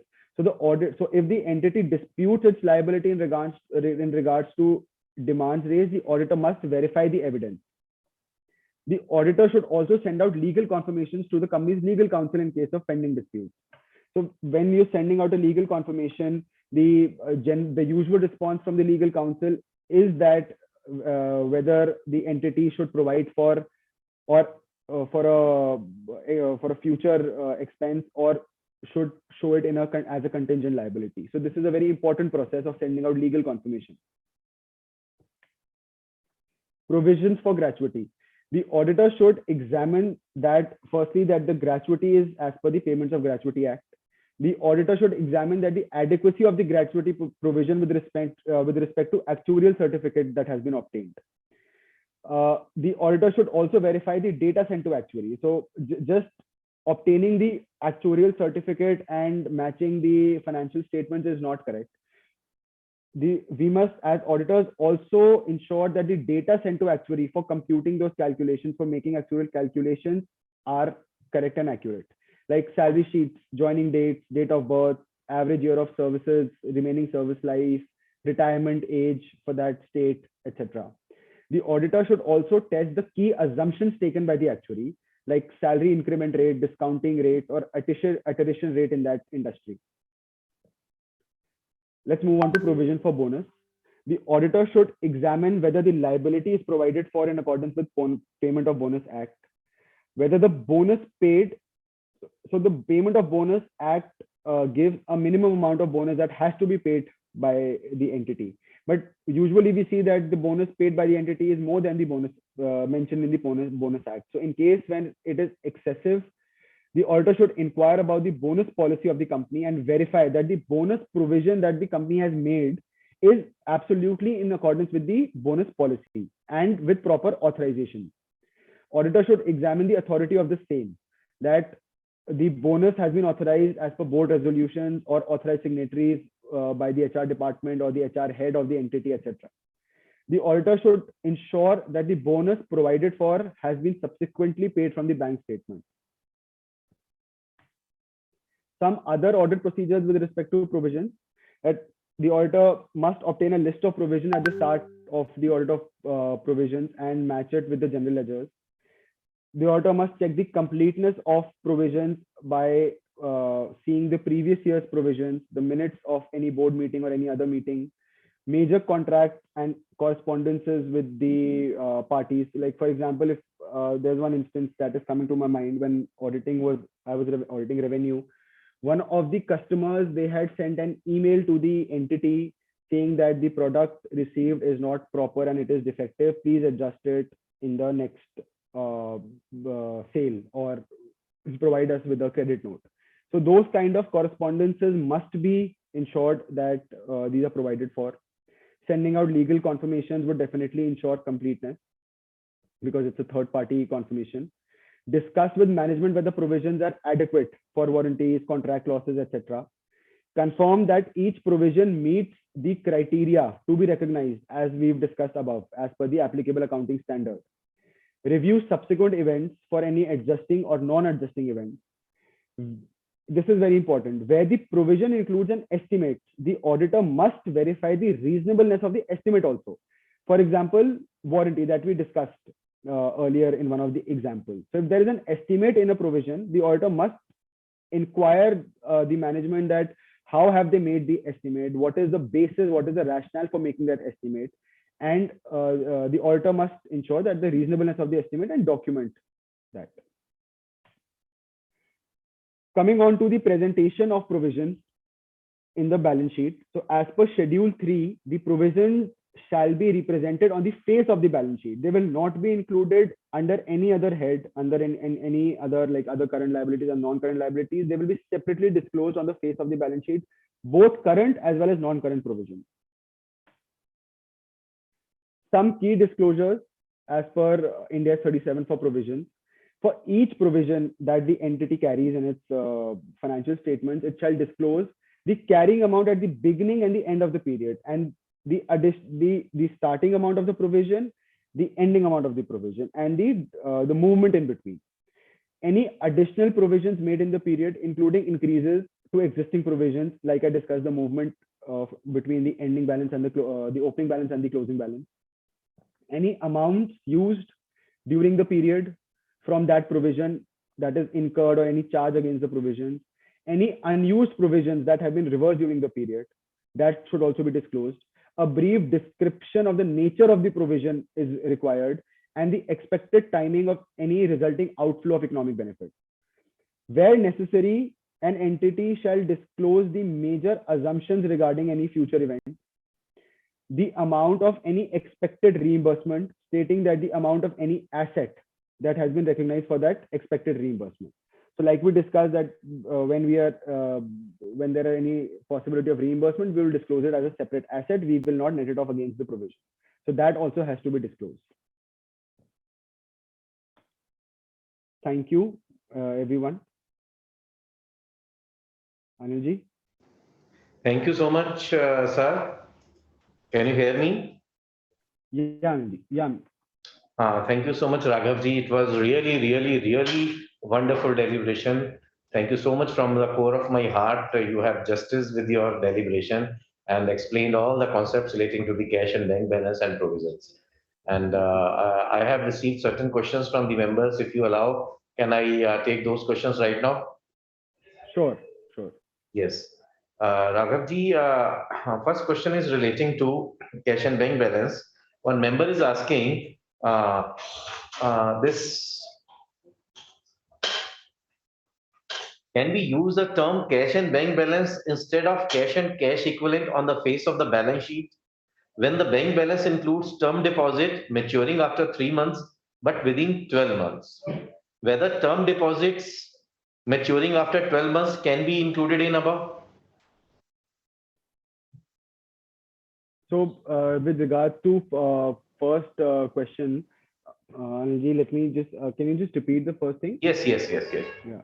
Can we use the term cash and bank balance instead of cash and cash equivalent on the face of the balance sheet when the bank balance includes term deposits maturing after 3 months but within 12 months? So if the bank balance, if the bank FDs are maturing after 3 months but before 12 months, so it, like I said, it has to be included in bank balances other than cash and cash equivalents, right below cash and cash equivalents. So we cannot interchange the terms. It's a general industry practice that we use the term as cash and cash equivalents. It is also prevalent under cash flow statements. It is also prevalent under all guidance notes. It is also prevalent under all financial statements that have been prepared. So my suggestion is we should not change the word cash and cash equivalents, but any bank deposits that are maturing between with the original maturity between 3 months to 12 months have to be disclosed under balances other than cash and cash equivalents, below the cash and cash equivalents on the face of the balance sheet. Yeah. Is it compulsory to take the confirmation from bank for the year balance and pledged FDRs, etc., for the UIT documentation as per SA 230? It is compulsory to take the confirmations because it is one of the most important audit procedures for verifying the existence as well as the valuation of bank balances. Because if there is any involvement of the management, there is skewness, there bound to be some amount of skewness there. Directly obtaining some confirmation from a third party is a much better reliable evidence for an auditor to have that. And specifically when the banks, they themselves are maintaining that account. Nice. Yes, sir. And what about the FDs, sir? FDs with a maturity period between 3 to 12 months, where it's to be shown? And what about accrued interest for the period original maturity of less than 3 months and for 3 to 12 months? So the FDs for 3 to 12 months are to be shown under balances other than cash and bank balances, other than cash and cash equivalents, like I mentioned before. And the accrued interest as per IND AS has to be merged with them and and on the face of the balance sheet and the account. But when you are as per the documentation, the auditor must ensure a separate documentation for accrued interest, the interest expense, as well as the FD balances. Yes, sir. And what will be the classification for original maturity, that is 15 months, but remaining maturity only 1 month? So yes, this is a very good question. This is a very confusing question that a lot of us face in a day-to-day life. So if there is an original maturity of more than 12 months, right? So as per the guidance note, it has to be shown under non-current assets. But if the remaining maturity is less than, let's say 2 or 3 months, we cannot ignore the current nature of that FD. We have to show it under bank balances other than cash and cash equivalent. Okay, okay. And will collateral margin money and escrow account deposit money reflected in cash and bank balance? Come again, Anilji, I didn't get that question. Will collateral margin money and escrow account deposit money reflected in cash and bank balance? Yes, it will be reflected there only, but it will never come under cash and cash equivalents because these are restricted amounts. These are not unrestricted amounts. And one more question relating to the payment made to government authorities. Cash payment made to government authorities for stamp duty, but paid through another entity of the group, where it is to be shown. Come again, Anilji, I didn't get that question. Cash payments made to the government authorities for stamp duty, but paid through another entity of the group. So the entity that has paid that amount, the journal entry for that cash disbursement will be made in that entity only. But the current entity on behalf of which the other entity has made may show it as a payable in its books of accounts towards that other entity. Right? I hope you got that. I hope the person got that answer. Yes, sir. Sir, one question. If the company estimates that there could be unspent CSR by the end of the year, say 10 crores, can we provide for the same on quarterly basis instead of providing or considering as an expense on last month or last quarter of the financial year? See, absolutely. This is an absolute management call that the management can absolutely see. In listed entities, it is anyway provided CSR provision on a quarterly basis because there are limited reviews involved there. But in case of other entities which are not listed, it can absolutely be provided on a monthly basis, on a quarterly basis, on a fortnightly, any policy that the management seeks. But the entire provision should be there for the entire year. So last question, can the year end or at the quarter end provision for outstanding expenses, services received but bills not submitted, presented under the trade payables? So under trade payables, one very important concept needs to be understood, that only and only those invoices, those payables for which invoices we have received should be shown under trade payables. Even if the amount is certain but we've not received, is an accrual. So generally under IND AS, we have seen that accruals are presented under trade payables also. Yeah. So these were the questions for today, sir. Thank you so much on behalf of AASB of ICI for sparing your valuable time and sharing your expertise on this cash and bank balance and provisions. So on behalf of AASB, once again, I extend my heartiest thanks towards you for your sparing your valuable time. Thank you so much, sir. Thank you so much, Anilji. Thank you so much. Thank you.